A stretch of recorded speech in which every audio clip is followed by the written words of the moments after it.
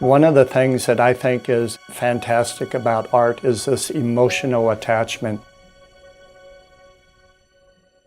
Part of the challenge for a designer that artists don't necessarily have to take into account is how do you have it produced through a traditional manufacturing process. Artists don't have that limitation. Designers, on the other hand, usually have to consider a manufacturing process, and then they have to design around that process. We're now printing in metal, so now you have a process that allows to achieve this design. In order to realize the best product, you have to start with the best tools. The Third Dimension team utilizes the ProX 320 in order to help our customers realize their visions.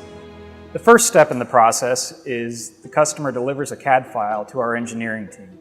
Our engineering team then uses their experience and skills to design a set of support structures in order to realize the final product.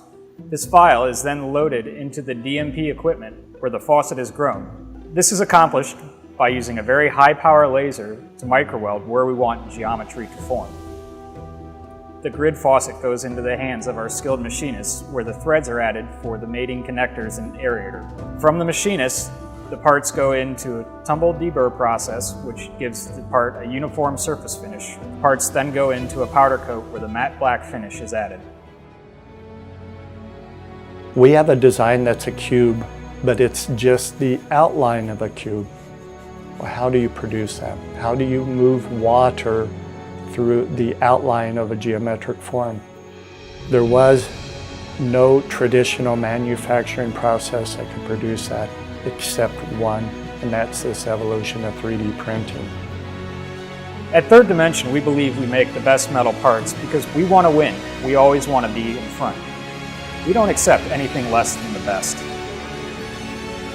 This design was approached to accomplish this minimalism, and 3D printing allowed us to do it, and that's the big difference.